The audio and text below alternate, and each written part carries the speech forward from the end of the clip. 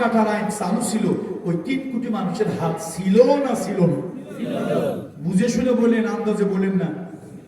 3 কোটি মানুষের হাত ছিল না ছিল না? তো হাত কাটার আইন শরীয়তে কোরআনের বিধান তাদের সমাজে চালু ছিল, এরপরও আপনারা বলেন তাদের হাত ছিল, কেমনে থাকে? কোরআন তো হাত কাটতে বলছে। হ্যাঁ, ভালো না, তারা চোর ছিল। কি ছিল না? কি ছিল না? তাহলে আজকে যারা শরীয়তের আইনের বিরোধিতা করে, বড় বড় আইন, কোরআনে হাত কাটা আইন আছে, এই জন্য পছন্দ হয় না শরীয়তের আইন চালু হোক। আসলে তোমরা অভাবের চোর নও, তোমরা স্বভাবের চোর।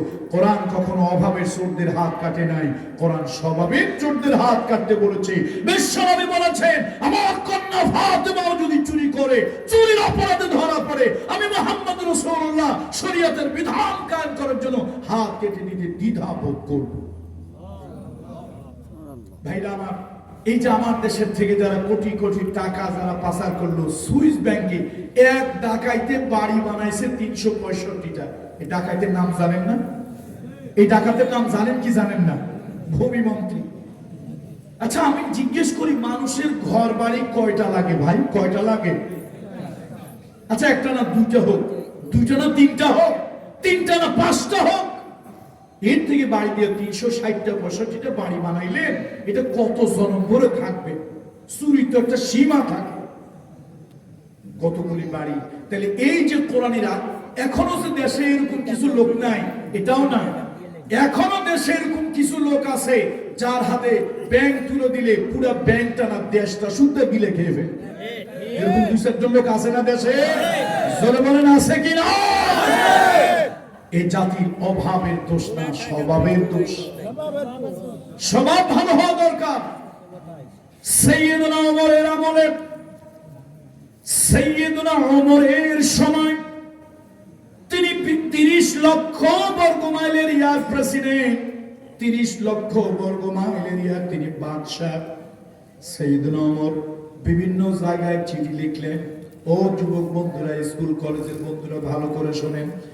সাইয়েদনা ওমর বিভিন্ন জায়গায় চিঠি লিখলেন, এখন থেকে যদি কোনো চোর ধরা পড়ে, ওই চোরটারে ধরেই তারা হাত কেটে দিও না, হাত কেটে দিও না কোনো চোর ধরা পড়লে। বিভিন্ন জায়গায় চিঠি লিখলেন। এমন সময় রাসূলুল্লাহর কিছু জলিল কদরের সাহাবীরা, রাসূলুল্লাহর কিছু জলিল কদরের সাহাবীরা, তারা ওমর রাদিয়াল্লাহু তাআলার কাছে প্রতিবাদ করলেন, সাইয়েদনা ওমর, আপনি কি কোরআনের বিধান, শরীয়তের বিধান পরিবর্তন করে দিতে চাচ্ছেন কিনা?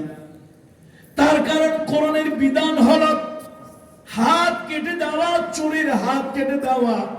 আপনি তো বিভিন্ন জায়গায় চিঠি লিখেছেন, যদি কেউ চোরের দায়ে ধরা পড়ে, খবরদার সাথে সাথে তার হাতটা কাটিও না। সাইয়েদনা ওমর চোখের পানি ছেড়ে দিলেন। ও দুনিয়ার মানুষ, আল্লাহর আইনের ক্ষেত্রে ওমর যত কঠিন ছিলেন, কিন্তু আল্লাহর ইবাদত বন্দেগীতে সাইয়েদনা ওমর তত নরম ছিলেন, খুব নরম ছিল, দিলটা অনেক নরম ছিল। কিন্তু আল্লাহর আইনের ব্যাপারে দিলটা বড় কঠিন ছিল, কঠোর ছিল। পাহাড়ের থেকেও, লোহার থেকেও তিনি মজবুত, শক্ত ছিলেন।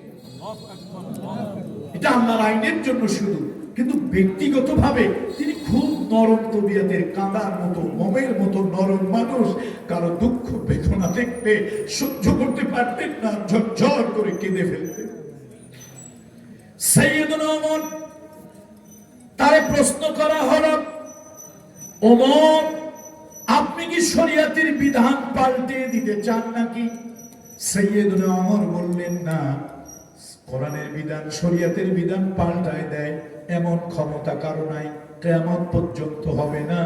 আল্লাহর ওহীর বিধান, ওহী ছাড়া কোনো কিছু দিয়ে পাল্টানো যাবে না।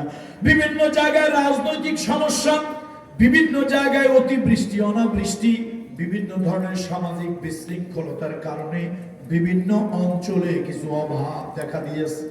সুতরাং সেই অভাবের তাড়নায় কোন বাবা তার ঘরের মাসুম বাচ্চাগুলো কাঁদে, মাসুম বাচ্চাগুলো কাঁদে, সকালবেলায় খাবার দিতে পারে নাই, বিকাল বেলায় খাবার দিতে পারে নাই, বাচ্চা সন্তানগুলো ক্ষুধার যন্ত্রণায় ছটফট করে কাঁদে।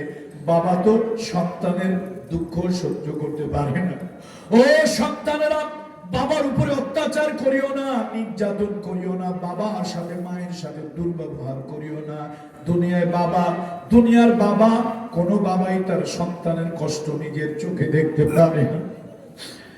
যদি কোন বাবা সন্তানের কান্না সহ্য করতে না পারে, কোন বাবা কোন দোকানের তালা ভেঙে যদি 5 কেজি আটা চুরি করে, আর ওই চুরির দায় যদি ধরা পড়ে, সাইয়েদনা ওমর বললেন, এই চুরির দায় যদি তারা হাত কেটে দাও, কিয়ামতে আল্লাহর আদালতে আমি কি জবাব দেব?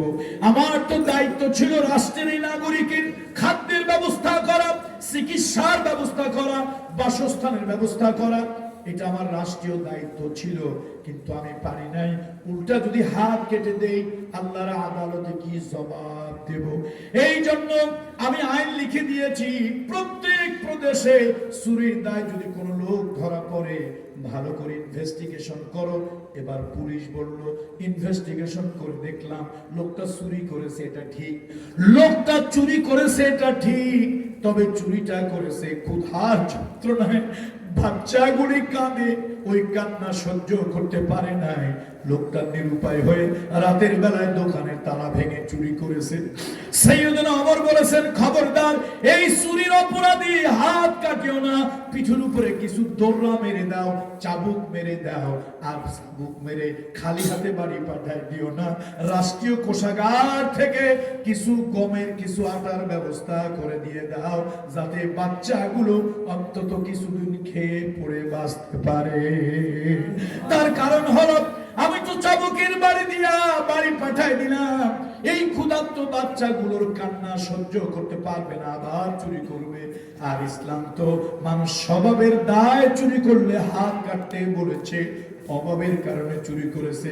চুরি করা একটা অপরাধ, এই জন্য চাবুকের বাড়ি দিতে বলেছি, কিন্তু সে পরিস্থিতির শিকার, এই জন্য বাইতুল মাল থেকে তার খাবারের পেটের ব্যবস্থা করে দিতে বলেছি।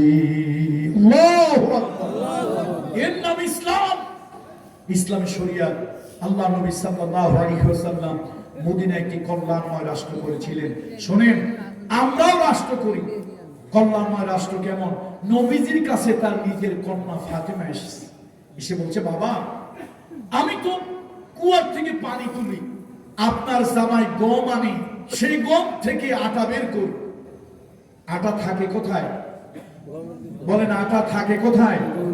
গমের ভিতরে। গম আনলে গম তো আর খাওয়া যায় না, আটা পিষে, গম পিষে আটা বানিয়ে তারপরে খেতে হয়। বাবা, আপনার জামাই আটা নিয়ে, গম নিয়ে আসে, সে গম পিষে আটা বানিয়ে তারপরে কুয়ার থেকে পানি তুলে আমি অনেক কষ্ট করি। আব্বা, আমাকে একটা চাকরানির ব্যবস্থা করে দেন। ওই চাকরানি একটু কাজ করলো, এই ফাঁকে আমি একটু তাহাজ্জুদ, ইশরাক, আওয়াবিন, চাষ, এই নফল ইবাদতগুলি করলাম। দেখেন নবী কেমন, নবী একটা কল্যাণময় রাষ্ট্র মদিনায় করেছেন, ওয়েলফেয়ার স্টেট। আমরা তো রাষ্ট্রের দায়িত্ব পাইলে পুরো রাষ্ট্রটা শুনতে গিলে খেয়ে ফেলতে চাই। এরকম চোর ডাকাত আছে না নাই? এরকম চোর ডাকাত দেশে আছে না নাই? এক দরবেশ চুরি করছে 1000 কোটি টাকা। এটা কি দরবেশ না ধরছে ভেষ? দরবেশ না ধরছে ভেষ? এক দরবেশ লোকান্তরে লক্ষ দরবেশ ঘরে ঘরে। দরবেশ একটা ধরা পড়ছে, আর এরকম দরবেশ বোধহয় লক্ষ্মীপুর জেলায় 2-1টা নাই। ক্ষমতা দিয়ে দেখেন, আগামীকালকে ক্ষমতা দেন, পরশুদিনই অর্ধেক গিলে খেয়ে ফেলবে। এই জন্য মানুষ ভালো করা দরকার, মানুষ ভালো করা দরকার, চরিত্রবান মানুষ তৈরি করা দরকার। বিশ্বনবী মুহাম্মদ রাসূলুল্লাহ চরিত্রবান মানুষ তৈরি করেছে, ইসলামী স্টেট কায়েম করেছে। যেই রাষ্ট্রে অভাব ছিল, কিন্তু চুরি আর ডাকাতি, হাইজাকার রাহাজানি ছিল না, চাঁদাবাজি আর সন্ত্রাস ছিল। মুহাম্মদ রাসূলুল্লাহ। শোনেন ভাই, আপনারা যখন পড়াশোনা করেন, আমরা ঢাকা বিশ্ববিদ্যালয়ে পড়াশোনা করছি, বিশ্ববিদ্যালয়ের বারান্দায় সাদে এমনি এমনি ঘুরি নাই, গাজার কলকি টানি নাই, ইয়াবা আর বাবা খাই নাই। আমরা বিশ্ববিদ্যালয়ের বারান্দায় জীবনের 7 থেকে 9টা বছর পার করেছি, স্টাডি করেছি, রিডিং রুমে গিয়েছি, লাইব্রেরিতে গিয়েছি, পড়াশোনা করেছি। পৃথিবীতে মুহাম্মদ রাসূলুল্লাহ সাল্লাল্লাহু আলাইহি ওয়াসাল্লাম একটা ওয়েলফেয়ার স্টেট, একটি কল্যাণময় রাষ্ট্র করলো।